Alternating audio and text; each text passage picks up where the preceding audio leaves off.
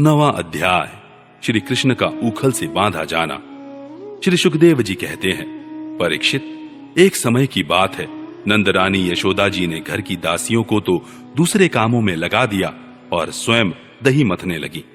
मैंने तुमसे अब तक भगवान की जिन जिन बाल लीलाओं का वर्णन किया है, दधि मंथन के समय वे उन सब का स्मरण करती और गाती भी जाती थी। वे अपने स्थूल कटिभाग में सूत से बांधकर रेशमी लहंगा पहने हुए थी। उनके स्तनों में से पुत्र स्नेह की अधिकता से दूध चूता जा रहा था और वे कांप भी रहे थे। नेति खींचते रहने से बाहें कुछ थक गई थी। हाथों के कंगन और कानों के कर्ण फूल हिल रहे थे। मुंह पर पसीने की बूंदें झलक रही थीं। चोटी में गुथे हुए मालती के सुंदर पुष्प गिरते जा रहे थे। सुंदर भौहों वाली यशोदा इस प्रकार दही मत रही थी। उसी समय भगवान श्री कृष्ण स्तन पीने के लिए दही मथती हुई अपनी माता के पास आए।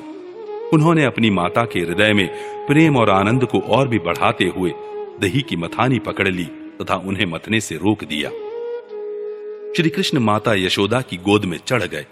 वात्सल्य स्नेह की अधिकता से उनके स्तनों से दूध तो स्वयं झर ही रहा था। वे उन्हें पिलाने लगी और मंद मंद मुस्कान से युक्त उनका मुख देखने लगी। इतने में ही दूसरी ओर अंगीठी पर रखे हुए दूध में उफान आया। उसे देखकर यशोदा जी उन्हें अतृप्त ही छोड़कर जल्दी से दूध उतारने के लिए चली गईं। इससे श्री कृष्ण को कुछ क्रोध आ गया। उनके लाल लाल होंठ फड़कने लगे। उन्हें दांतों से दबाकर श्री कृष्ण ने पास ही पड़े हुए लोढ़े से दही का मटका फोड़ फाड़ डाला। बनावटी आंसू आंखों में भर लिए और दूसरे घर में जाकर अकेले में बासी माखन खाने लगे। यशोदा जी औंटे हुए दूध को उतारकर फिर मथने के घर में चली आए। वहां देखती हैं तो दही का मटका टुकड़े टुकड़े हो गया है। वे समझ गईं कि यह सब मेरे लाला की ही करतूत है। साथ ही उन्हें वहां न देखकर यशोदा माता हंसने लगी। इधर उधर ढूंढने पर पता चला कि श्री कृष्ण एक उल्टे हुए उखल पर खड़े हैं और छीके पर का माखन ले लेकर बंदरों को खूब लुटा रहे हैं। उन्हें यह भी डर है कि कहीं मेरी चोरी खुल न जाए, इसलिए चौकन्ने होकर चारों ओर ताकते जाते हैं। यह देखकर यशोदा रानी पीछे से धीरे धीरे उनके पास जा पहुंची।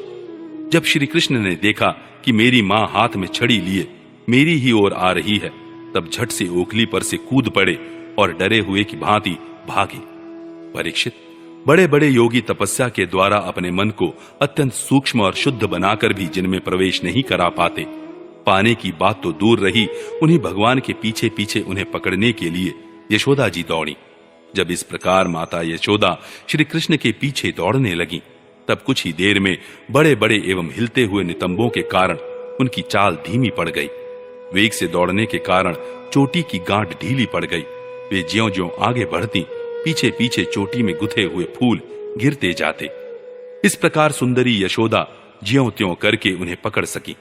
श्री कृष्ण का हाथ पकड़कर वे उन्हें डराने धमकाने लगी।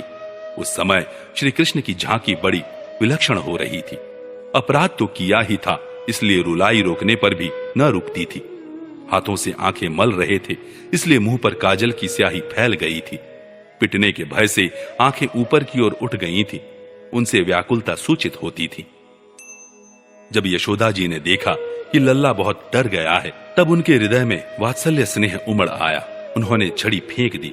इसके बाद सोचा कि इसको एक बार रस्सी से बांध देना चाहिए। परीक्षित, सच पूछो तो यशोदा मैया को अपने बालक के ऐश्वर्य का पता न था, जिसमें न बाहर है न भीतर, न आदि है और न अंत, जो जगत के पहले भी थे, बाद में भी रहेंगे। इस जगत के भीतर तो हैं ही, बाहरी रूपों में भी हैं, और तो क्या जगत के रूप में भी स्वयं वही है। यही नहीं, जो समस्त इंद्रियों से परे और अव्यक्त हैं, उन्हीं भगवान को मनुष्य का सा रूप धारण करने के कारण पुत्र समझकर यशोदा रानी रस्सी से उखल में ठीक वैसे ही बांध देती हैं जैसे कोई साधारण सा बालक हो। जब माता यशोदा अपने उद्यमी और नटखट लड़के को रस्सी से बांधने लगी, तब वह 2 अंगुल छोटी पड़ गई। तब उन्होंने दूसरी रस्सी लाकर उसमें जोड़ी। जब वह भी छोटी हो गई, तब उसके साथ और जोड़ी। इस प्रकार वे ज्यों-ज्यों रस्सी लाती और जोड़ती गईं, त्यों-त्यों जुड़ने पर भी वे सब 2-2 अंगुल छोटी पड़ती गई। यशोदा रानी ने घर की सारी रस्सियां जोड़ डाली, फिर भी वे भगवान श्री कृष्ण को न बांध सकी। उनकी असफलता पर देखने वाली गोपियां मुस्कुराने लगी और वे स्वयं भी मुस्कुराती हुई आश्चर्यचकित हो गईं। भगवान श्री कृष्ण ने देखा कि मेरी मां का शरीर पसीने से लथपथ हो गया है, चोटी में गुथी हुई मालाएं गिर गई हैं और वे बहुत थक भी गई हैं। तब कृपा करके वे स्वयं ही अपनी मां के बंधन में बंध गए। परीक्षित, भगवान श्री कृष्ण परम स्वतंत्र हैं। ब्रह्मा, इंद्र आदि के साथ यह संपूर्ण जगत उनके वश में है। फिर भी इस प्रकार बंधकर उन्होंने संसार को यह बात दिखला दी कि मैं अपने प्रेमी भक्तों के वश में हूं। ग्वालिनी यशोदा ने मुक्तिदाता मुकुंद से जो कुछ अनिर्वचनीय कृपा प्रसाद प्राप्त किया, वह प्रसाद ब्रह्मा पुत्र होने पर भी, शंकर आत्मा होने पर भी और वक्ष स्थल पर विराजमान लक्ष्मी अर्धांगिनी होने पर भी न पा सके। यह गोपिकानंदन भगवान अनन्य प्रेमी भक्तों के लिए जितने सुलभ हैं, उतने देहाभिमानी कर्म कांडी एवं तपस्वियों को तथा अपने स्वरूप भूत ज्ञानियों के लिए भी नहीं है। इसके बाद नंद रानी यशोदा जी तो घर के काम धंधों में उलझ गईं और उखल में बंधे हुए भगवान श्याम सुंदर ने उन दोनों अर्जुन वृक्षों को मुक्ति देने की सोची, जो पहले यक्षराज कुबेर के पुत्र थे। इनके नाम थे नलकूबर और मणिग्रीव। इनके पास धन, सौंदर्य और ऐश्वर्य की पूर्णता थी। इनका घमंड देखकर ही देवर्षि नारद जी ने इन्हें शाप दे दिया था और ये वृक्ष हो गए थे।